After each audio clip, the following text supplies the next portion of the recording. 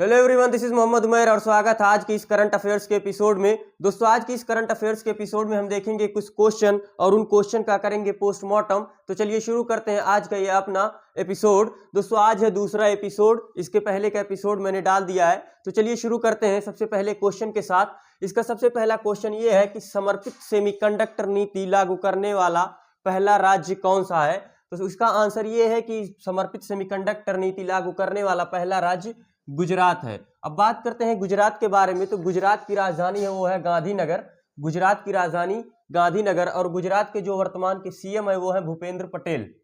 कौन है? गुजरात के जो वर्तमान के सीएम है वो श्री भूपेंद्र पटेल है। और इस बार जो भूपेंद्र पटेल जी ने शपथ लिए वो 18वें सीएम के रूप में शपथ लिए। कौन से सीएम है? 18वें सीएम के रूप में शपथ ली है। और अगर बात करें वहां की लेजिस्लेटिव असेंबली की, यानी कि वहां पर जो क्या कहते हैं राज्यसभा विधानसभा की जो सीटें हैं वहां पर 182 सीटें हैं। कहां पर? गुजरात में। कंडक्टर नीति में जो इसके अंदर जो पैसा निवेश किया जाएगा वो 1.24 लाख करोड़ का निवेश होगा और इसको निवेश करने वाली 4 बड़ी कंपनियां इसमें शामिल हैं। ठीक है, अब चलते हैं अगले क्वेश्चन की तरफ। दूसरा क्वेश्चन हमारा ये है कि संयुक्त राष्ट्र जलवायु परिवर्तन सम्मेलन, जिसे हम COP29 के नाम से भी जानते हैं, इसकी बैठक कहाँ हुई है, यानी किस देश में हुई है? तो इसकी बैठक जो हुई है वो अजरबैजान, जिसकी राजधानी बाकू है, तो बाकू में इसकी बैठक हुई है। किसकी? COP29 की बैठक हुई है। ठीक है, COP29 की बैठक अजरबैजान की राजधानी कहां पर हुई है? बाकू में हुई है। बात करते हैं COP29। तो COP29 क्या, इसे हम कहते हैं कॉन्फ्रेंस ऑफ पार्टीज। क्या?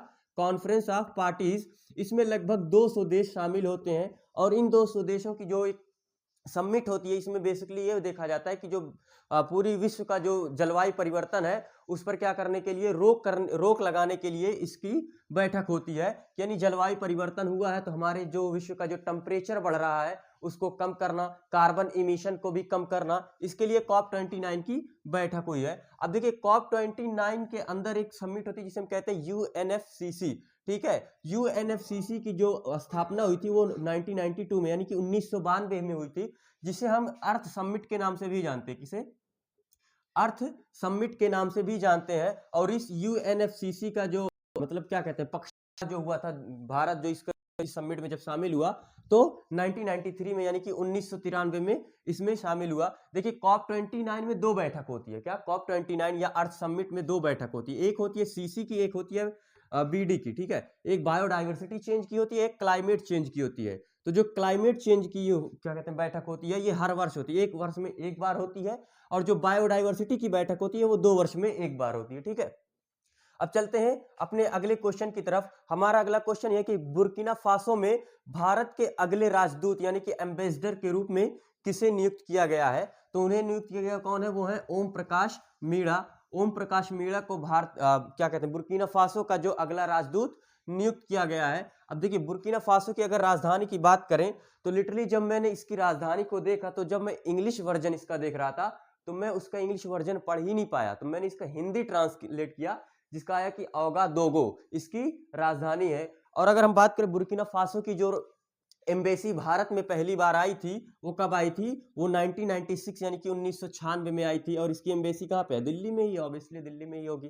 ठीक, अब बात करते हैं अपने अगले क्वेश्चन की तरफ। हमारा अगला क्वेश्चन है कि भारत की दूसरी जल मेट्रो परियोजना कहाँ शुरू हुई, यानी भारत की जो दूसरी जल मेट्रो परियोजना शुरू कहाँ हुई है? तो शुरू हुई है मंगलुरु में। मंगलुरु जो है वो कर्नाटक का क्या है, एक क्या कहते हैं कर्नाटक का एक शहर है, वहां पर इसकी हुई है। किसकी? भारत की दूसरी जल मेट्रो परियोजना। बात करते हैं अगर कर्नाटक की, तो कर्नाटक की जो राजधानी है वो है बंगलुरु। मंगलुरु उसका शहर है। ठीक है, कर्नाटक की राजधानी है वो बंगलुरु है। और इसकी जो क्या कहते हैं सीएम है वो कौन है?